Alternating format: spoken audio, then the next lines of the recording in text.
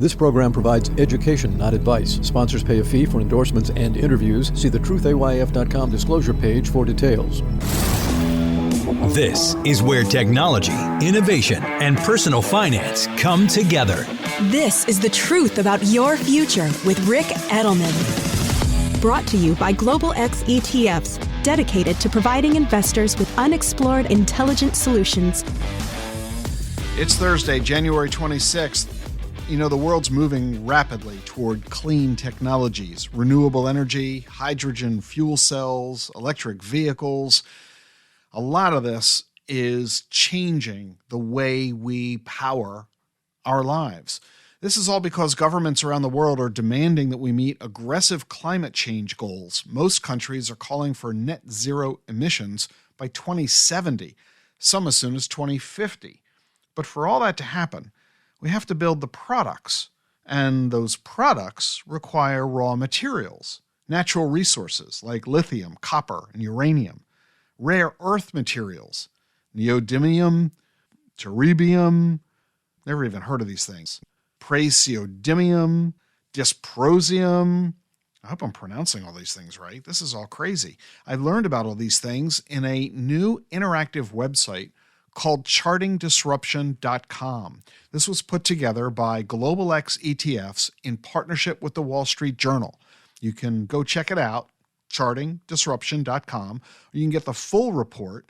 If you don't want to just limit yourself to the interactive website, you can get the full report at globalxetfs.com. This is really very fascinating. All of these minerals are required in order to build the products that we're building to have clean energy. We're talking about those crazy words I had trouble pronouncing. They're used in the manufacture of magnets that go into wind turbines, motors, robotics, and drones. Zinc is used as a coating to protect wind turbines and solar panels from rust. It's also used, of course, in batteries and galvanized steel. I don't know if you've heard of graphene. This is the thinnest material ever invented. It's one atom high. It literally has no height. It has two dimensions, width and depth, but no height. And yet it's 100 times stronger than steel, but it bends. It can be used in transportation, aerospace, and construction.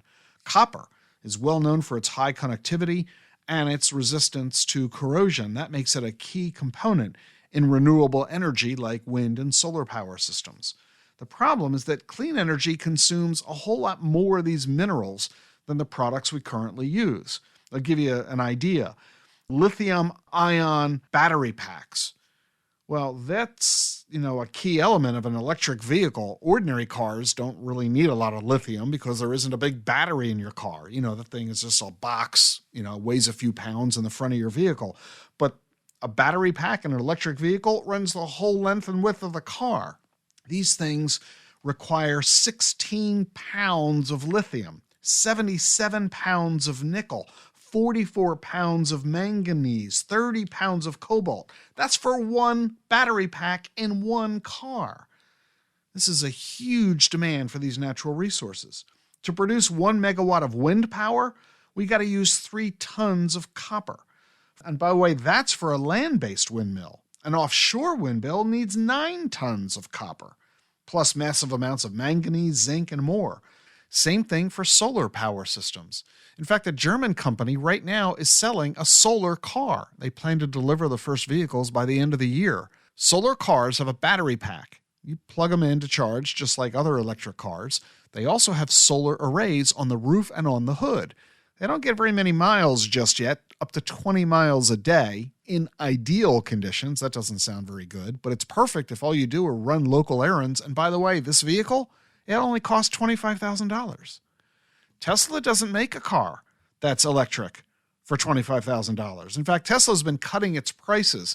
They're now 15 to 25% cheaper than a year ago. Why is Tesla cutting its prices? Because it's just another car company now. They used to have almost 100% of the electric vehicle market. They're now down to 66% because every car maker now has electric vehicles. Next year, there will be 140 models to choose from. Tesla was popular not because it was popular, it's because there weren't any alternatives. There was no other option. And if you wanted an electric vehicle, Tesla was pretty much it. But now, nobody needs to drive a Tesla. Pretty soon, nobody will. Other car manufacturers are real car manufacturers. They make better quality cars at better prices with better service. Tesla is going to go to the way of the DeLorean. It was cool for a while, but eventually you can only find one in a museum. And that's because this technology of electric batteries is becoming so easy and cheap to produce. But it requires a lot of lithium. Add it all up, we need 20 or 30 or 40 times as much lithium in the future as we did in the past. And where does all this stuff come from? Russia. They're the second largest producer of platinum and cobalt. Most of the copper comes from Chile and Peru. Brazil is the second largest producer of graphite. Australia is number one for lithium. They've got a 55% share. But lots of lithium also comes from South America, too, along with platinum and manganese. Nickel comes mostly from Indonesia and the Philippines. The Democratic Republic of Congo produces 71% of the world's cobalt. And then there's nuclear power. China says they're going to build 150 nuclear power plants in the next 15 years. That's 10 a year. That's more than the rest of the world has built in the past 35 years. They're going to spend $500 billion doing this. Other countries are building smaller nuclear power plants. They're cheaper and safer, and they can serve smaller cities. But the bottom line is, the demand for minerals and rare earth elements, it's going to skyrocket over the next couple of decades. This increased demand, when there's limited supply, well, you know what that means, higher prices. That means there's an investment opportunity here. So you might want to consider adding minerals to your portfolio. It's easy to do these days. You can do it with ETFs. At Global X, for example, they have the Global X Copper Miners ETF. The symbol is COPX. The Disruptive Minerals ETF, DMAT. The Gold Explorers ETF, GOEX. The Hydrogen ETF, HYDR. The MLP and Energy Infrastructure ETF, MLPX. The MLP ETF, MLPA. The Silver Miners ETF, SIL. And the Uranium ETF, symbol URA. So you might want to consider that if we're moving toward a green environment with green technology, you might want to invest not only in the companies that are creating these products, but in the raw materials that these companies are going to be buying to create those products. Pretty cool idea. Another subject I want to talk with you about today is based on a very simple question. Are you planning to fly somewhere? Well, you know the drill. You go to the airport. Well, wait a minute. In the future, you're not going to be going to the airport. You're going to be going to the vertiport. Actually, you already can. There's a vertiport outside of Paris. A vertiport is used not by airplanes at airports. Vertiports are used by eVTOLs, flying taxis, electric vehicles that take off and land vertically, like helicopters. But they use electric rotors like drones, not jet turbines like planes. So that's what they really look like, a big, fat drone, big enough to actually hold a person, or actually half a dozen people. The Paris Olympics is coming in July of 24, next summer. The vertiport in Paris plans to be operating 10 air taxis by then, each flying 3 trips an hour, all in time for the Paris Olympics. You buy tickets with an app.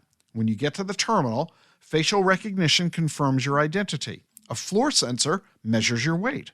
This lets the aircraft know how much power it's going to need for the flight, so they know when to recharge the batteries. The terminal is really small, the size of an apartment, because you're only going to be there for about 10 minutes. No 3-hour waits in an airport anymore.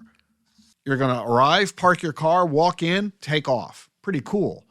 These vertiports are already going up in California, London, and Singapore. They're silent. They offer autonomous flight, which means you don't need a pilot. That seat can be filled by a passenger. Pretty cool stuff. So if you want to fly around the world to look for raw minerals, you'll be able to do it in an eVTOL, a vehicle landing electric aircraft. I'm Rick Edelman.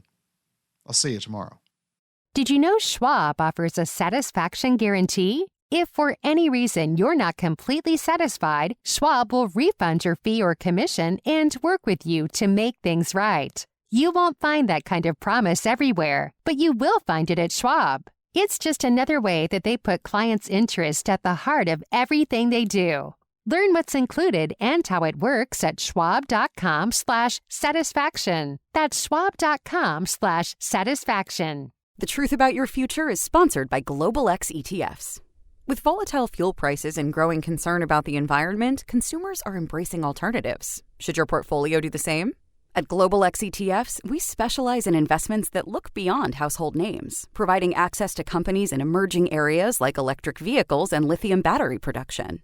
So whether you're interested in EVs, hydrogen fuel cells, or another green technology, there is a world of opportunity to explore. Visit globalxetfs.com to learn more. Making the complex simple. Insights you can only get right here. This is The Truth About Your Future with Rick Edelman.